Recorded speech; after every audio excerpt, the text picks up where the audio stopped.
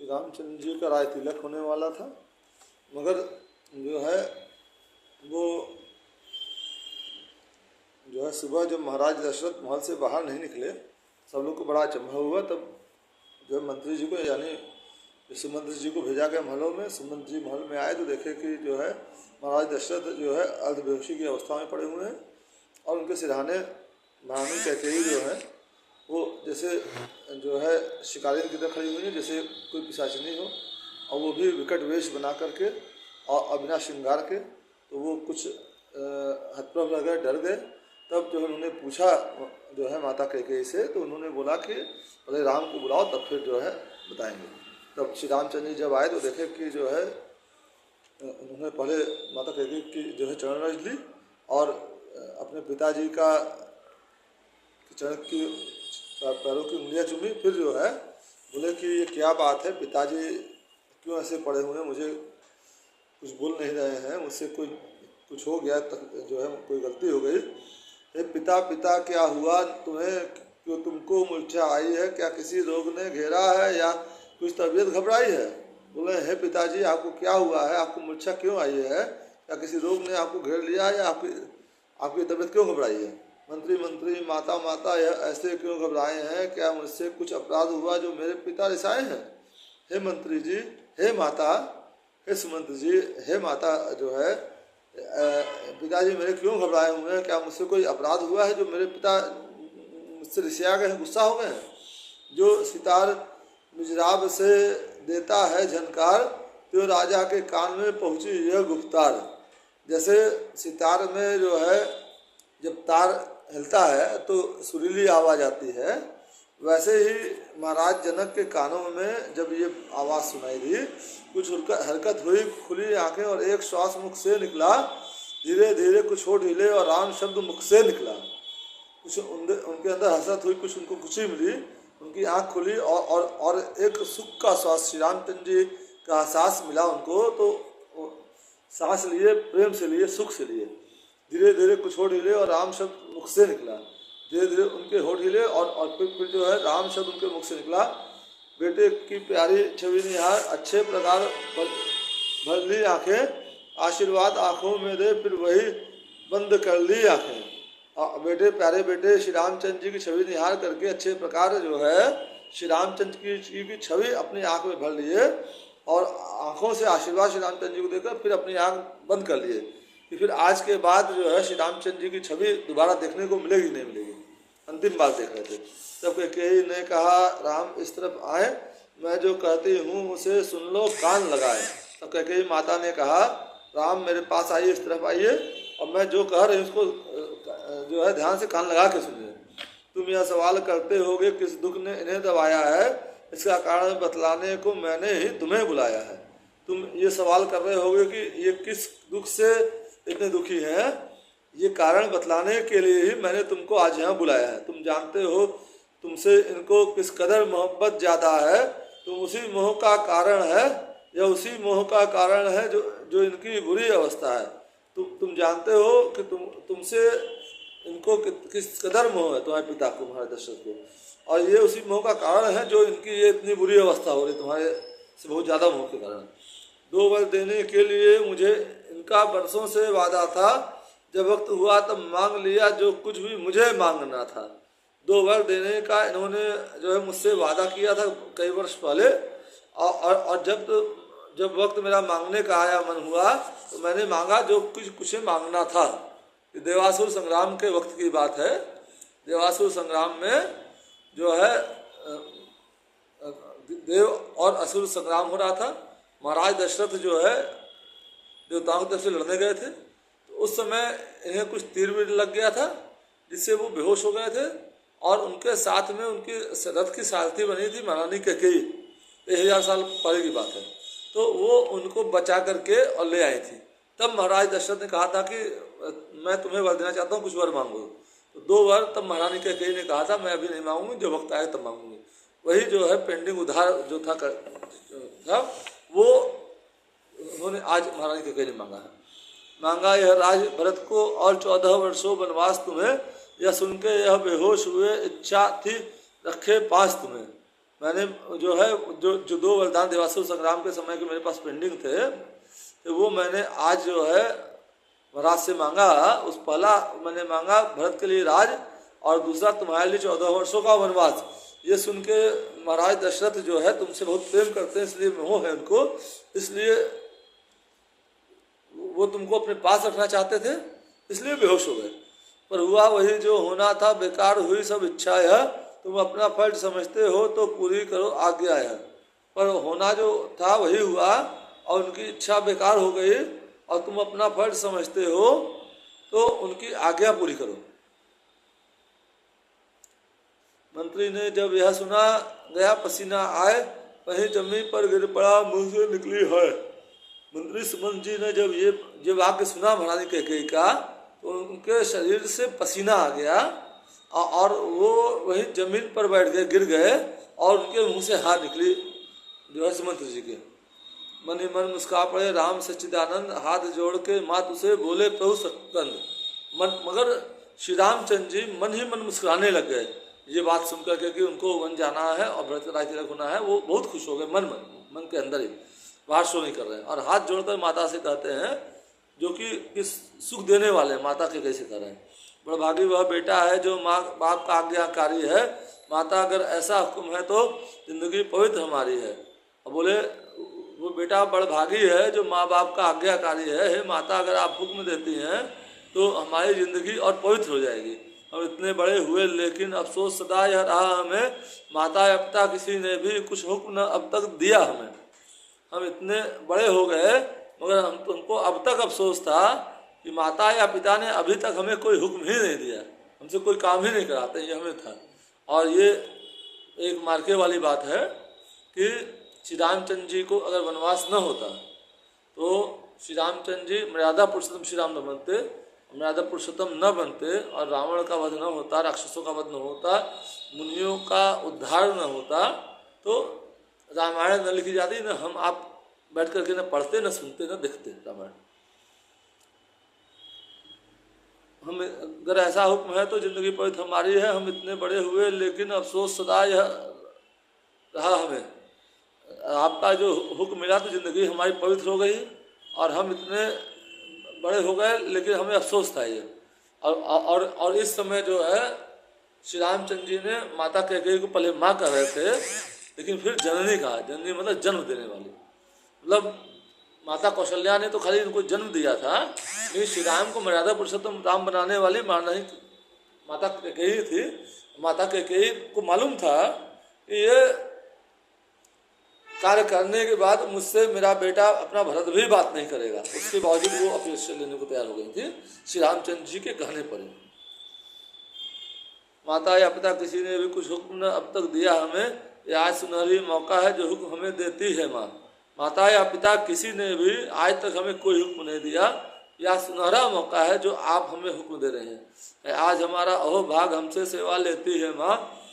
हम तो खुद सोचा करते थे थोड़ी जिंदगी वनों में दे, ये हमारा अहोभाग्य है कि मेरी माँ आज हमको हुक्म दे रही है, हमसे कुछ सेवा ले रही है मेरी माँ। और हम तो खुद सोचा करते थे कि थोड़ी जिंदगी वनों में भी बिताई जाए, वनों में सन्यासियों के बीच भीलों के बीच में बिताने का मन था हमारा। तब जानेंगे हम दुख क्या है जब जीवन दुखी जनों में दे, हम सच कहते हैं राज तिलक लगता था माता भार हमें। तो श्री रामचंद्र जी जो है जब उनको राज तिलक की घोषणा उनको मालूम चला, उनको कोई खुशी भी नहीं हुई थी, और बल्कि उन्होंने देवताओं को बुला के बोला था कि तुम लोग कर क्या रहे हो, तुम लोग सोए हुए हो, अगर मेरा राज तिलक हो जाएगा तो मैं वन को नहीं जा पाऊंगा, तो तुम्हारा कार्य नहीं हो पाएगा, रावण का वध नहीं हो पाएगा। तब देवता विचलित हुए, और देवताओं ने फिर माता सरस्वती बुला, तो माता सरस्वती उन लोगों के ऊपर गुस्सा हो गए कि तुम लोग इतना नीच कर्म कर रहे हो, तुम लोग देवता होकर कर रहे हो। तब बोले नहीं जो है ये हमारा नहीं, ये प्रभु श्री राम की ही आज्ञा है। तब माता कैकेयी विवश हुई। तब माता कैकेयी अयोध्या में पूरे घूमी, कहीं उनको कोई नहीं मिला। लौटते वक्त फिर मंथरा पे नजर गई, तो मंथरा की मति फेरी है, तो मंथरा ने फिर माता कैकेयी को किया, जो कि माता कैकेयी जो है भरत जी से ज़्यादा श्री रामचंद्र जी को प्यार करती थी। हम तो खुद सोचा करते थे थोड़ी जिंदगी वनों में दे, तब जानेंगे हम दुख क्या है जब जीवन दुखी जनों में दे। हम तो खुद सोचा करते थे कि थोड़ी जिंदगी वन में दे, और तब हम जानेंगे दुख क्या है जब दुखी जनों के बीच में कुछ अपना जीवन बिताएंगे। हम सच कहते हैं राज तिलक लगता था माता भार में, और हम सच कहते हैं माता राज तिलक हमें भार लग रहा था। वो भरत प्यार प्यारे को हो इसमें आनंद अपार हमें, और मेरे प्यारे छोटे भाई भरत का राज तिलक हो जाए, इससे बढ़ के मुझे क्या खुशी मिलेगी, अपार आनंद मिलता है मुझे इसमें। हाँ सोच है कुछ तो है यह ही, पिता को आज व्यथा इतनी, आश्चर्य है इतनी बात पे ही, है इनकी बुरी दशा इतनी। हाँ लेकिन सोच ये है कि आज पिताजी को इतना दुख तकलीफ व्यथा क्यों हो रही है, ये आश्चर्य की बात है कि इतनी बुरी दशा ये क्यों बना ली है। शायद कुछ बात और भी है जिसका आघात करा रहा है, मालूम हमें यह होता है कोई अपराध हमारा, शायद कुछ और बात भी है जिसका इनके ऊपर करारा आघात लगा है, और मालूम ये होता है कि हमारा कोई अपराध और है जिससे इनको बहुत कष्ट है। इस प्रकार कहते हुए बड़े पिता की ओर तब तरीके ने कहा ठहरो करो न शोर, और ये कहते हुए श्री रामचंद्र जी पिता महाराज दशरथ की तरफ बढ़े उनका आशीर्वाद लेने के लिए। तभी कैकेयी ने कहा कि ठहर जाओ और शोर मत करो, तुम जब तक खड़े रहोगे यहाँ इनका संताप न जाएगा, जब तक तुम बन जाओगे नहीं या पश्चाताप न जाएगा। जब तक तुम यहाँ खड़े रहोगे तब तक इनका संताप यहाँ नहीं जाएगा दिल में, और जब तक तुम वन को नहीं जाओगे तब तक इनका ये पश्चाताप नहीं जाएगा। ये महारानी कैकेयी जो है श्री रामचंद्र जी को बोल रहे हैं।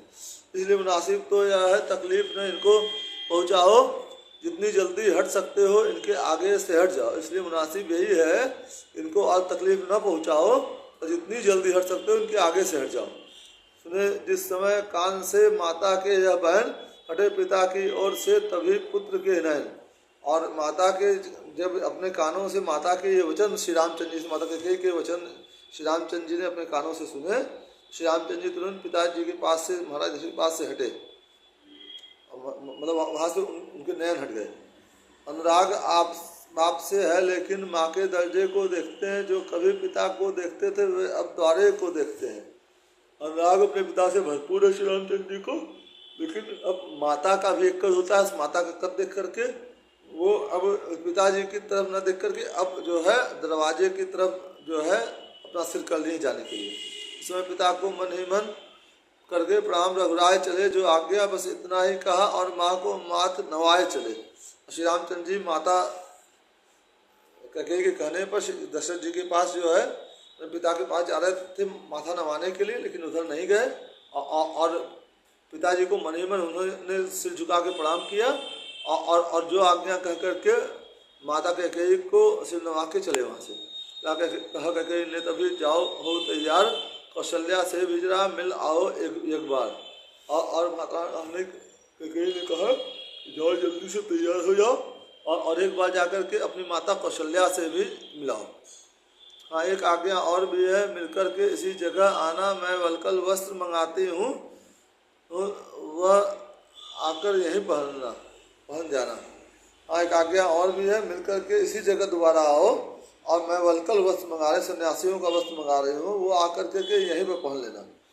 अब जाओ और जल्दी जाओ, यह समय न ज़्यादा मिलन का है, जो राज तिलक का था मुहूर्त वही मुहूर्त वनगमन का है। और महारानी कैकेयी जो है माता कैकेयी श्री रामचंद्र जी को बोल रही है कि जाओ और जल्दी जाओ, और यह समय जो है ज़्यादा मिलन का है, जल्दी से मिल करके वापस आओ। जो राज तिलक का समय था मुहूर्त था वही समय वनगमन का निकला है। इतने में महाराज के मुख से निकला राम, मंत्री ने उठकर तभी उनको किया प्रणाम। इतने में महाराज दशरथ के मुख से राम निकला, और मंत्री यानी सुमंत्र जी ने उठ करके उनको श्री राम महाराज दशरथ को प्रणाम किया। इधर मुस्कुरा के चले मंद मंद सुखधाम, धन्य राम और धन्य यह गाथा राधे श्याम। इधर मुस्कुरा करके श्री रामचंद्र जी मंद मंद, जबकि उनको वनवास हो गया था राज तिलक होते होते, दूसरा आदमी होता तो तलवार लेकर के पूरा विद्रोह कर देता, माँ बाप के खिलाफ युद्ध छेड़ देता। और लेकिन श्री रामचंद्र जी मुस्कुरा करके मंद मंद सुखधाम श्री रामचंद्र जी चले। मतलब कवि बोल रहे हैं राधे श्याम जी, और गोस्वामी तुलसीदास आदि कवि वाल्मीकि बोल रहे हैं कि ये रामचंद्र जी धन है, और उनका जो रामायण है रामचरितमानस है वो धन है। ये राधे श्याम जी इस पुस्तक के रचयिता हैं, और इसी पुस्तक से अक्सर पता चला है मुझे कि रामलीला भी खेली जाती है, इसके संवाद बोले जाते हैं वो। अब आया श्री राम कथा अयोध्या कांड। कौशल्या माता से विदाई लेने आए हैं श्री रामचंद्र जी।